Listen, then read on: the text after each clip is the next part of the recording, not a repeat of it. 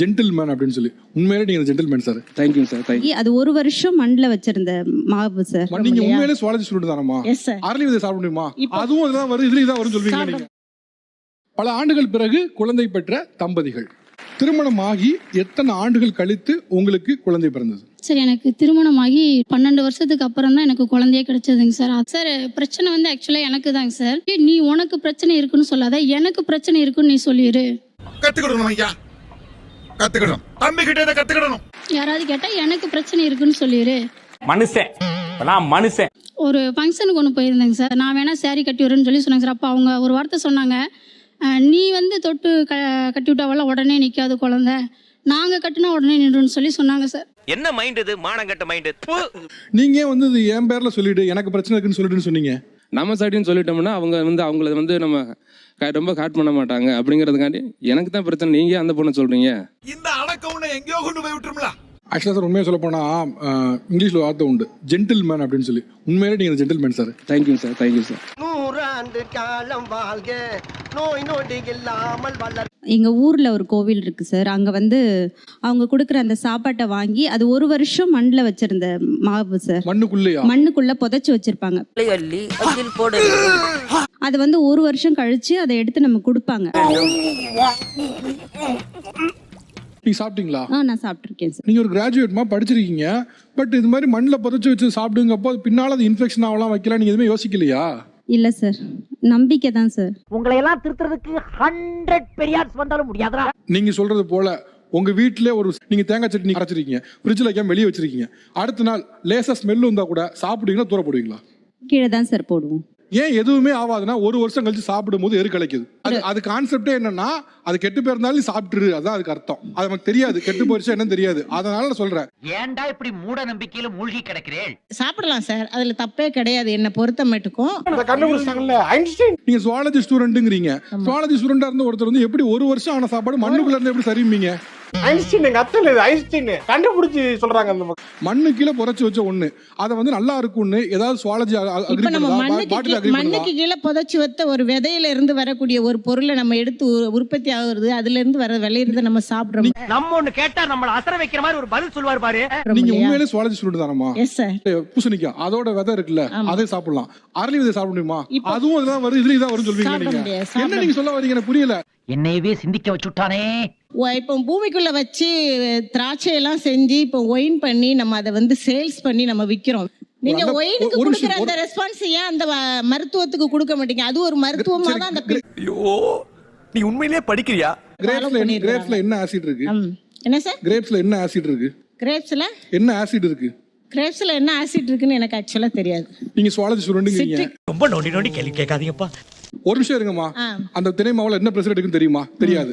அது கெட்டு போகுமா கெட்டு போவாதுன்னு அறிவியல் பூர்வமா எவிடன்ஸ் இருக்கா? கிடையாது. பெரிய முந்திரி கொட்டை மாதிரி முந்திக்கிட்டு போன கொட்டை எடுத்து அமிச்சிட்டாரா?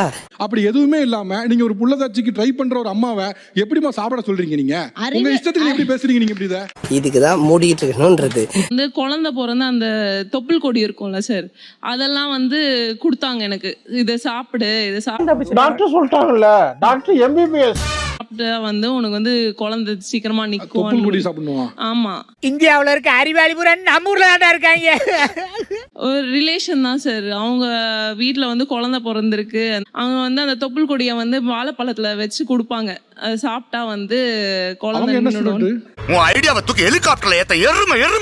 இவங்க சொன்ன மாதிரி இந்த தொப்புள் கொடியை வச்சு வாழைப்பழத்துல சாப்பிடுன்னு சொன்னாங்கல்ல, அந்த மாதிரி எனக்கு என்ன சொன்னாங்கன்னா, மண்ணில் போற புள்ள பூச்சியை பிடிச்சி கொடுப்பாங்களா? அப்படியே நான் சாப்பிட மாட்டோம் நம்ம அப்படிங்கறதுனால வாழைப்பழத்துக்குள்ள வச்சு கொடுப்பாங்க. நாங்க சாப்பிட்டதுல சொல்லிருக்காங்க இந்த மாதிரி. அதாவது அந்த பூச்சி கிடைக்கல, அப்படி கிடைச்சிட்டு தான் கொடுத்துருப்பாங்க. நல்ல வேளை சாப்பிடாம இருந்தீங்க. எங்க அம்மா அந்த பிள்ளை ரொம்ப கொடுமைப்படுத்துவாங்க சார். உதப்பாங்க. காலைல 7 மணிக்குள்ள அந்த பிள்ளை வெளில வரலாம் உதப்பாங்க. பிள்ளை இல்லை ஒண்ணு இல்லை ஒன்னுலாம். பொம்பளைக்கு அடக்க இருக்கும், அகம்பாவ இருக்க கூடாது. அவளுக்கு இறுதி வேற கல்யாணம் பண்ணி வைக்கிறேன். எங்க அம்மா கொடுமை. பொறுமை இருக்கணும், போக்கிரித்தனம் இருக்க கூடாது. என் தம்பி என்ன புள்ள இல்லையடா அப்படிமா. உங்களோட சொந்த தம்பி? என் தம்பி, என் கூட பிறந்தவன். நீங்க எல்லாம் கட்டமுன்னா குட்டிச்சோரா நாசமத்து போக போறீங்க எல்லாரும். என்னன்னு கூப்பிடுவாங்க? மலடிங்க வெளியே வாடி. இத்தனை வருஷமா கூப்பிடுறா? அப்படி சொந்த விதத்துல ஒரு தம்பி, உங்களுக்கு தம்பி முறை வேணும். அண்ணி இங்க வாங்க அப்படி கூப்பிட்டா ஓகே. எப்படி மலடிங்கன்னு சொல்ல முடியும்?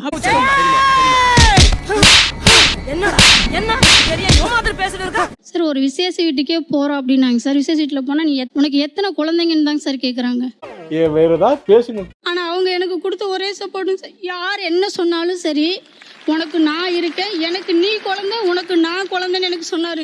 இந்த அடக்கத்தை நீங்க கத்துக்கணும் சார். எனக்கு 8 இயர்ஸ்க்கு அடுத்து தான் சார், இப்பதான் சார் பிறந்தது. அவங்க அம்மா கூட ஒரு வார்த்தை சொல்லியிருக்காங்க சார், கொட்டி அது மாதிரி ஏதோ சொல்லியிருக்காங்க.